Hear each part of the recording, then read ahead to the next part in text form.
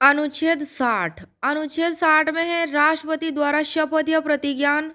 प्रत्येक राष्ट्रपति और प्रत्येक व्यक्ति जो राष्ट्रपति के रूप में कार्य कर रहा है या उसके कृत्यों का निर्वहन कर रहा है, अपना पद ग्रहण करने से पहले भारत के मुख्य न्यायमूर्ति या उसकी अनुपस्थिति में पहले अपना पद ग्रहण करने से पहले भारत के मुख्य न्यायमूर्ति तो इसमें है कि भारत के मुख्य न्यायमूर्ति या उसकी अनुपस्थिति में, उसकी एब्सेंस में उच्चतम न्यायालय के उपलब्ध ज्येष्ठतम न्यायाधीश के समक्ष निम्नलिखित रूप में शपथ लेगा या प्रतिज्ञान करेगा और उस पर अपना हस्ताक्षर भी करेगा। जैसे कि मैं अमुक ईश्वर की शपथ लेता हूँ कि मैं श्रद्धा पूर्वक सत्य निष्ठा से प्रतिज्ञान करता हूँ भारत के राष्ट्रपति के पद का कार्यपालन करूंगा, राष्ट्रपति के कृत्यों का निर्वहन और अपनी पूरी योग्यता से संविधान और विधि का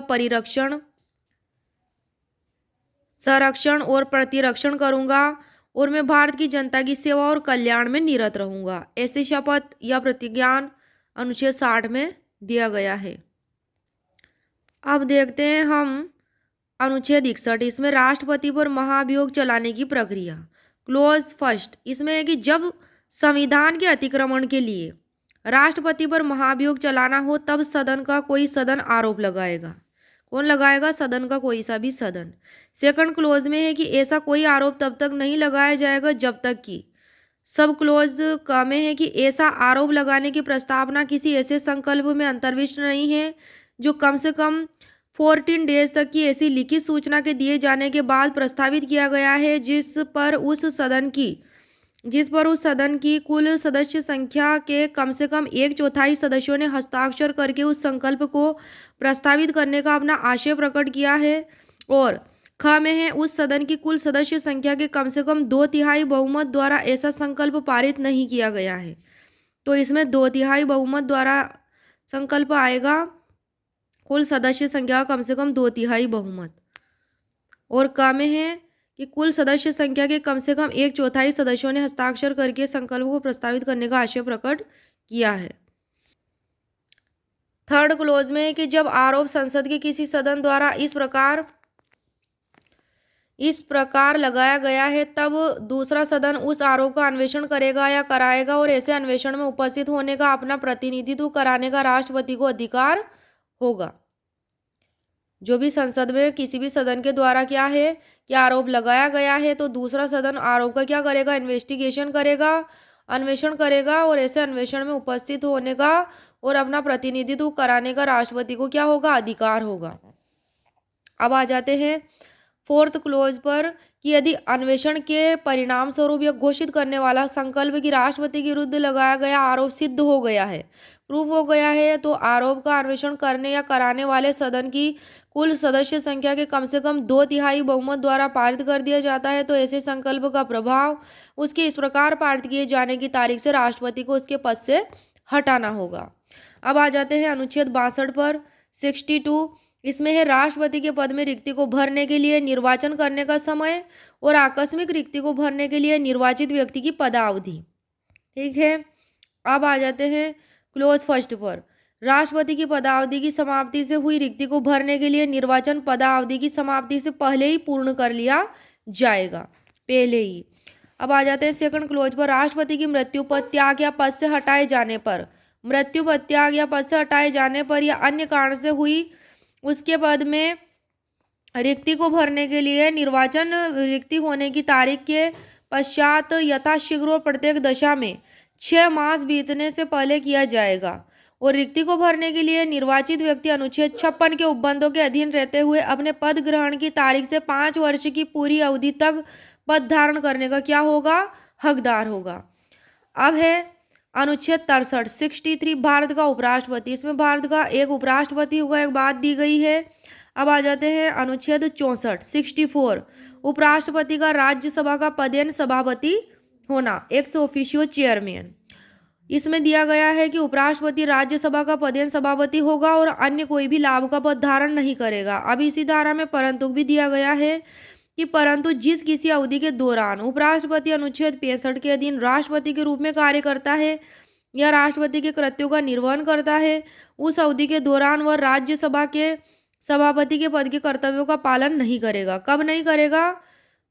क्योंकि वह राष्ट्रपति के रूप में कर्तव्यों का पालन कर रहा है, इसलिए क्योंकि उसको सारी फैसिलिटी राष्ट्रपति के रूप में प्राप्त है, इसलिए वह राज्यसभा के सभापति के रूप में कर्तव्यों का पालन नहीं करेगा। और अनुच्छेद 97 के अधीन राज्यसभा के सभापति को संदेह वेतन या भत्ते लेने का भी हकदार वह नहीं होगा।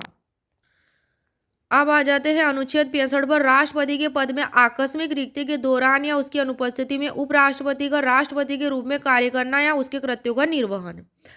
क्लोज फर्स्ट में है कि राष्ट्रपति की मृत्यु, पद त्याग या पद से हटाए जाने या अन्य कारण से उसके पद में हुई रिक्ति की दशा में उपराष्ट्रपति उस तारीख तक राष्ट्रपति के रूप में कार्य करेगा जिस तारीख को ऐसी रिक्ति को भरने के लिए इस अध्याय के उपबंधों के अनुसार निर्वाचित नया राष्ट्रपति अपना पद ग्रहण करता है। सेकंड क्लोज में है कि जब राष्ट्रपति अनुपस्थिति, बीमारी या अन्य किसी कारण से अपने कृत्यों का निर्वहन करने में असमर्थ है, तब उपराष्ट्रपति उस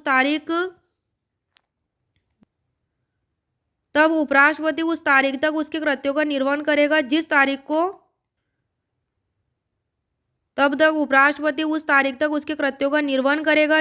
को राष्ट्रपति को अपने कर्तव्यों को फिर से वह संभालता है तब तक। अब आ जाते हैं थर्ड क्लोज पर। उपराष्ट्रपति को उस अवधि के दौरान, उस अवधि के संबंध में जब राष्ट्रपति के रूप में इस प्रकार कार्य कर रहा है या उसके कृत्यों का निर्वहन कर रहा है, राष्ट्रपति की सभी शक्तियां और उन्मुक्तियां होंगी तथा ऐसी उपलब्धियों, भत्तों और विशेषाधिकारों का जो संसद विधि द्वारा उद्धारित करे। कौन करे? संसद। जब तक कि इस निमित्त इस प्रकार उपबंध नहीं किया जाता है तब तक ऐसी उपलब्धियों, भत्तों और विशेषाधिकारों का जो सेकंड शेड्यूल में विनिर्दिष्ट है वो पाने का वह हकदार होगा। ऐसी बात अनुच्छेद 65 में दी गई है, क्योंकि जब वो राष्ट्रपति का पदभार संभाल रहा है तो उसको भी वे सारी शक्तियां होंगी। अब आ जाते हैं अनुच्छेद 66 उपराष्ट्रपति का निर्वाचन। क्लोज फर्स्ट में है उपराष्ट्रपति का निर्वाचन संसद के दोनों सदनों के सदस्यों से मिलकर बनने वाले निर्वाचक गण के सदस्यों द्वारा आनुपातिक प्रतिनिधित्व पद्धति के अनुसार एकल संक्रमणीय मत द्वारा होगा। ऐसे निर्वाचन में मतदान कैसा होगा? गुप्त होगा। सेकंड में है क्लोज में कि उपराष्ट्रपति संसद के किसी सदन का या किसी राज्य के विधानमंडल के किसी सदन का सदस्य अगर नहीं है और यदि संसद के किसी सदन का या किसी राज्य के विधानमंडल के किसी सदन का सदस्य उपराष्ट्रपति निर्वाचित हो जाता है तो समझा जाएगा कि उसने उस सदन में अपना स्थान उपराष्ट्रपति के रूप में अपने पद ग्रहण की तारीख से रिक्त कर दिया है। थर्ड में है क्लोज में कि कोई व्यक्ति उपराष्ट्रपति निर्वाचित होने का पात्र तभी होगा जब वह भारत का नागरिक है, 35 ईयर्स की आयु पूरी कर चुका है और राज्यसभा का सदस्य निर्वाचित होने के लिए क्या है? अर्हित है, क्वालिफाइड है। अब आ जाते हैं क्लोज 4 पर कि कोई व्यक्ति जो भारत सरकार के या किसी राज्य की सरकार के अधीन अथवा उक्त सरकारों में से किसी के नियंत्रण में किसी स्थानीय, लोकल या अन्य प्राधिकारी के अधीन कोई लाभ का पद धारण करता है तो फिर वह उपराष्ट्रपति निर्वाचित होने का पात्र नहीं होगा। अब देखते हैं इसमें स्पष्टीकरण। इस अनुच्छेद के प्रयोजनों के लिए कोई व्यक्ति केवल इस कारण कोई लाभ का पद धारण करने वाला नहीं माना जाएगा कि वह संघ का राष्ट्रपति या किसी राज्य का राज्यपाल है या फिर संघ का या किसी राज्य का मंत्री है। इस प्रकार इसमें स्पष्टीकरण दिया गया है।